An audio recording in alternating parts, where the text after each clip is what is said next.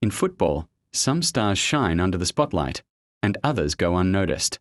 Today, we are counting down the top 10 most underrated players in 2025. Let's get into it. Number 10 is Yoane Wissa. Many would have assumed that Brentford would need to desperately dip into the market to replace the goals of Ivan Toney. And yet, a man who they already had waiting in the wings has come up trumps.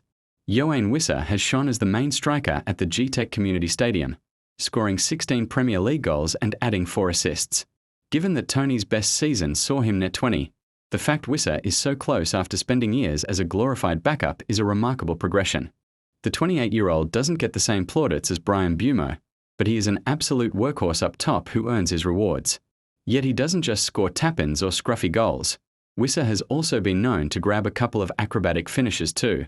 Some top Premier League clubs could do. Number 9 is Noussair Mazraoui. Of Manchester United's 2024 arrivals, Noussair Mazraoui was probably the least exciting on paper. Having failed to hold down a regular starting spot at Bayern Munich, the Moroccan arrived for the cheapest transfer fee and the smallest fanfare. In fact, he was merely the sidekick to the bigger Munich signing, Matthijs de Ligt. In what has been a woeful season at Old Trafford, Mazraoui has often been a source of excitement.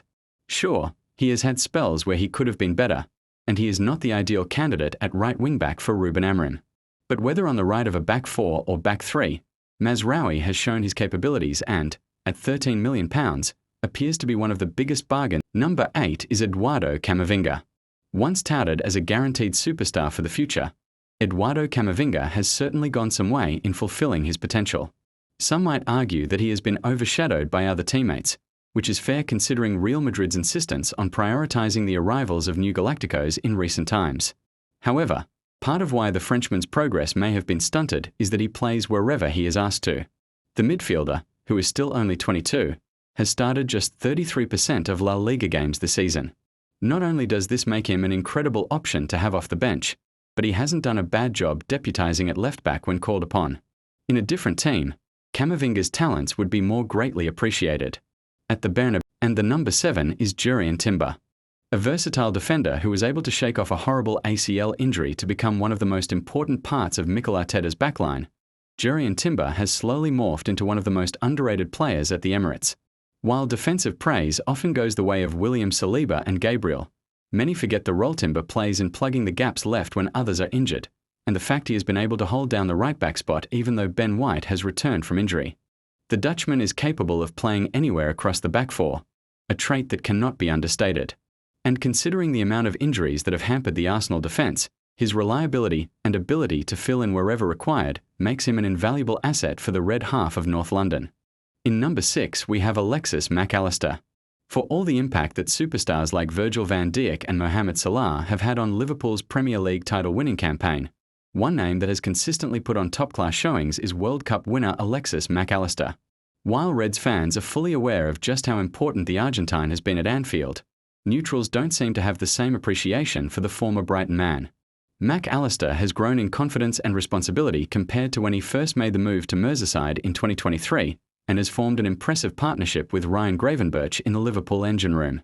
Rightly so, he is now considered one of the best midfielders currently operating in the Premier League. Number 5 is Bernardo Silva. It has been a season to forget for Manchester City, but at least they can say that Bernardo Silva has continued to do what he does best. The Portuguese has long been an unsung hero at the Etihad while they were winning trophy after trophy, but the drop-off that has been seen by the majority of his teammates has meant that the former Monaco man has stood out even more. His efforts have been praised by manager Pep Guardiola, who is desperate to keep a hold of Silva despite interest from Barcelona. Should he go, it will be more difficult than some assume to replace him. At number 4 is Ederson. There's an argument to be made that Ederson isn't exactly underrated anymore. After all, he's now one of the most talked about holding midfielders in Europe, with clubs like Manchester United reportedly circling. But even with the growing attention, it still feels like the Brazilian hasn't quite received the level of praise his consistent performances deserve. He was a crucial part of Atalanta's Europa League triumph in 2023-24, and since arriving in 2022, he's played a major role in their steady rise up the Serie A table. It might just be one of those cases where the club won't fully appreciate his value until he's gone. For the number 3, we have Hakan Çalhanoğlu. One of the labels often attached to Hakan Çalhanoğlu is that he's one of the best set-piece takers in European football. And while that's absolutely true, the Turkish star is as pinpoint as it gets from dead balls, reducing his game to just that would be lazy and miss the bigger picture. Once more of a traditional attacking midfielder, Çalhanoğlu has transitioned into a deeper role as he's matured, becoming a key figure in Inter's midfield as a deep-lying playmaker. It's a tough shift that not every player can handle, but he's made it look seamless. As Inter chase European glory, there's no doubt the 31-year-old will keep pulling the strings quietly while the likes of Nicolo Barella and Lautaro Martinez grab the headlines. Coming at the second place, we have Antoine Griezmann. When the legend that is Thierry Henry calls you the most underrated player in football history, you deserve to place highly on this list, even if your current form isn't quite what it once was. It's true that Antoine Griezmann is showing signs of fatigue as age catches up to him, but with 24 goal contributions to his name this term, he's still making a big impact for Atletico Madrid. The club's all-time leading scorer is often considered underrated because of the role he played for the French national team during their successful years. Under Diego Simeone, he's had to take on a similar role, defending as hard as he attacks, even though most teams would consider his talent good enough to be a luxury player. Finally, at number 1, the most underrated player in 2025 is Federico Valverde. At this point, it's hard to define what Federico Valverde's position on a football pitch actually is. By trade, he's a central midfielder, but you could almost count on two hands how often he actually takes up that role for Real Madrid, because the 26-year-old seems to play absolutely everywhere. What's more impressive is that, in whatever role Valverde takes on, he's usually one of the best in the world at it.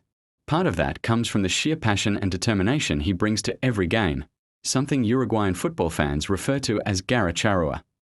But don't overlook just how good he is technically. He's one of the best midfielders on the planet for a reason. He just often gets overshadowed by the Galacticos around him. Thank you everyone for watching. Make sure to like, subscribe, and see you all in the next video.